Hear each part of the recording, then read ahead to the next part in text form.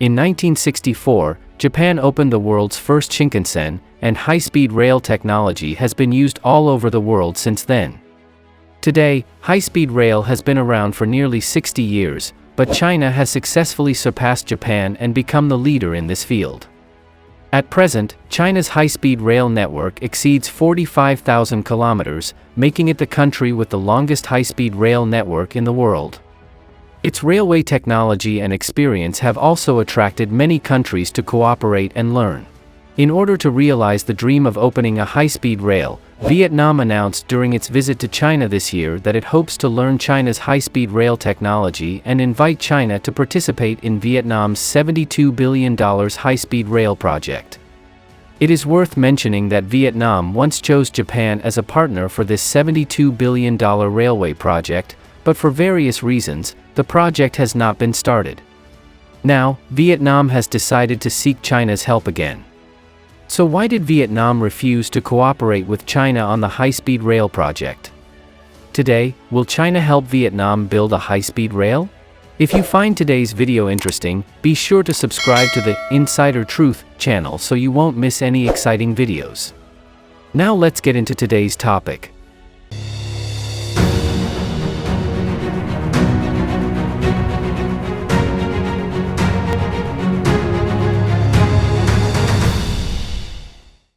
Vietnam is located in the eastern part of the Indochina Peninsula, bordering Laos, Cambodia, and Myanmar, and facing the South China Sea and the Gulf of Thailand.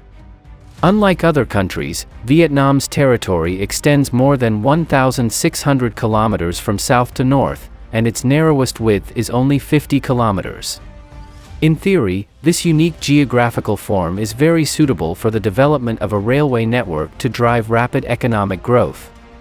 However, the reality is always more complicated than ideal. At present, the total length of the railway network in Vietnam has reached 3,143 kilometers, of which about 70% was built during the French colonial period. After decades of use, these railways began to show their old age, the rails were constantly worn, the bridges were gradually aging, and the once advanced signal systems became obsolete. In order to improve this situation, Vietnam proposed a grand plan as early as 2005, the North-South High-Speed Railway. As far as I know, Vietnam's North-South High-Speed Railway starts from Hanoi, the capital of Vietnam, and extends to Ho Chi Minh City, the economic center in the south. It is about 1,570 kilometers long and the initial investment is about $60 billion. At present, the train travel from Hanoi to Ho Chi Minh City takes more than 30 hours, and after the completion of the North-South High-Speed Railway, the travel time is expected to be greatly reduced to less than 6 hours. From an economic perspective, once the North-South High-Speed Railway is put into use, it is expected to reduce Vietnam's freight transportation costs by about 20% to 30%, and will also stimulate the development of related industries such as construction, manufacturing, and services. A professor of economics at the University of Tokyo once predicted that after the completion of this North-South High-Speed Railway, it may bring about 3% growth to Vietnam's GDP each year. Based on Vietnam's current GDP of about $408 billion, this is equivalent to an increase of about $12 billion in economic output each year. By 2030, Vietnam's GDP is expected to exceed $600 billion, which will enhance Vietnam's status in Southeast Asia, but at that time, Vietnam rejected China's choice to cooperate with Japan. Why is that? In order to ensure that the upcoming North-South High-Speed Railway is both advanced and efficient, the Vietnamese government sought international partners at the time. In Asia, China and Japan competed for this project.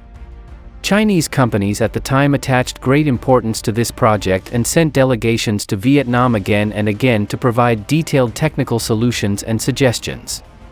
If Vietnam chooses to cooperate with China, the high-speed rail networks of the two countries will be seamlessly connected. At the same time, Japan was the country with the most developed high-speed rail in the world at that time. They have accumulated many years of experience in the field of high-speed rail and their technology is very mature. According to international statistics, the accident rate of Japan's Shinkansen is almost zero, and its train punctuality rate remains above 99%, ranking first in the world. In addition, Japan is also one of Vietnam's largest investors. In 2009, its direct investment in Vietnam reached $7 billion, covering multiple fields such as infrastructure, manufacturing, and services. Therefore, in the fierce competition between China and Japan, Vietnam considered that Japan's railway technology was more advanced and could support Vietnam's economic development in many aspects. Finally, in 2006, the two sides reached this $60 billion railway agreement. But what is surprising is that 18 years have passed since the North-South High-Speed Railway project was proposed, but the related construction has not yet started. What exactly happened behind this? According to the plan, Japan's North-South High-Speed Railway project will be implemented in two phases. First, the focus will be on building the key sections connecting Hanoi to Vinh and Nha Trang to Ho Chi Minh City. Subsequently, the project will move to the second phase, which is to build the middle section between Vinh and Nha Trang. The first phase was originally scheduled to start construction in 2010 and was expected to be completed in 2016. The second phase is scheduled to start in 2018 and is expected to be completed in 2022. If all goes well, this North-South High-Speed Railway is expected to be fully operational in 2025. However, when the plan was submitted to the Vietnamese National Assembly for review in 2010, it triggered widespread opposition and cautious considerations, which ultimately led to the rejection of this ambitious project in the Vietnamese National Assembly. Despite some setbacks, the Vietnamese government has never given up on the plan for the North-South High-Speed Railway. In 2013, the Japan International Cooperation Agency submitted a report to the relevant Vietnamese departments, proposing a recommended route and financing model. Unfortunately, these plans were not finalized in the end. Since then, the Vietnamese government has conducted long-term research and discussions on the project with international partners. By 2019, Vietnam's Ministry of Transport proposed a new plan, in which the total investment was significantly reduced to only about 40% of the original plan, and the maximum design speed was also reduced from 350 kilometers to 200 kilometers. Despite these adjustments, Vietnam's Planning and Investment Department still believes that the total cost of the project is too high. Due to these problems, the project has not started construction in the past 18 years. It is worth mentioning that in recent years, some Southeast Asian countries have opened high-speed railways with the help of China. The Jakarta-Bandung High-Speed Railway, connecting Jakarta and Bandung in Indonesia, is the first high-speed railway line in Southeast Asia. According to statistics, this high-speed railway is expected to transport nearly 30 million passengers each year and generate about $500 million in revenue for Indonesia. At the same time, the operation of the Jakarta-Bandung high-speed railway will shorten the driving time from Jakarta to Bandung from 3 hours to about 40 minutes. As these countries gradually prospered, Vietnam also began to feel the urgency. So in 2023, Vietnam made a major decision to restart the North-South High-Speed Railway project. However, this time the estimated project cost has risen to $72 billion. Unlike before, the Vietnamese government decided not to cooperate with Japan this time, but turned to China for cooperation and support. What is going on? On March 28, 2024, Vietnam's Minister of Investment Nguyen Chi Dung paid a 3-day visit to China. During this period, Nguyen Chi Dung personally experienced China's high-speed rail and spoke highly of its technology. He expressed a strong desire to learn about China's high-speed rail technology and invited China to participate in Vietnam's $72 billion North-South High-Speed Railway project. In addition, Nguyen Chi Dung also specifically requested China to provide technical assistance to help Vietnam train relevant talents, transfer technology, and share valuable experience in the development of the railway industry. It is worth mentioning that even if Vietnam did not make these requests, China has expressed its willingness to actively share its experience. Regarding the development of the North-South High-Speed Railway, the Vietnamese government is currently considering three feasible options.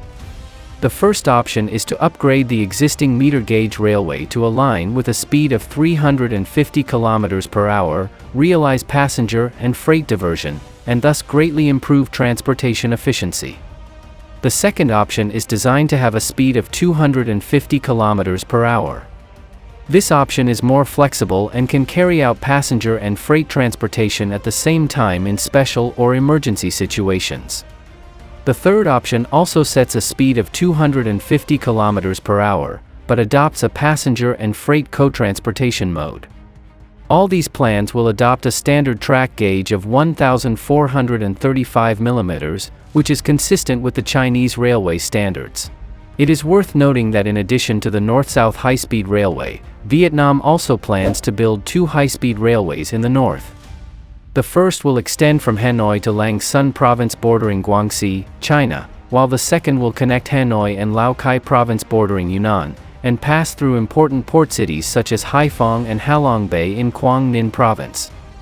These two high-speed rail lines will further improve Vietnam's domestic transportation network and promote the development of the regional economy. Once these two high-speed rail lines are completed, they will be of great strategic significance to both China and Vietnam.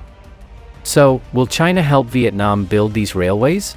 As we all know, China is Vietnam's largest source of imports and investment, and the trade between the two sides is also expanding. In the first quarter of this year, the cargo transportation volume of China-Vietnam trains increased by 82% year-on-year. In order to further improve transportation efficiency, Guangxi renovated the railway from Nanning to Pingxiang, which shortened the transportation time by 1.5 hours. So whether it is building ordinary railways or high-speed railways, China and Vietnam have strengthened the development of tourism, logistics and investment on this basis. But for any country, building a high-speed railway project is not an easy task.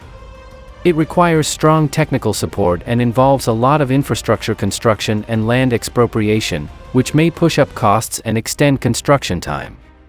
Moreover, since high-speed railways require long-term maintenance and investment, it has brought considerable pressure to Vietnam's finances. In particular, the budget for the North-South high-speed railway is as high as $72 billion, which accounts for 17% of Vietnam's GDP. In order to raise this money, Vietnam is likely to need to borrow, which will not only increase the country's debt burden, but also may bring risks to China, the provider of funds. Therefore, the key to whether cooperation can be achieved with China lies in whether the two sides can find common ground in technical support, funding and project operation, and minimize dependence on external funds to ensure the long-term and stable operation of the project. So, do you think China will help Vietnam modify this high-speed rail? Before we end today's video, remember to hit that shiny subscribe button. This way you will receive more insider information on projects as soon as possible. Looking forward to sharing with you next time.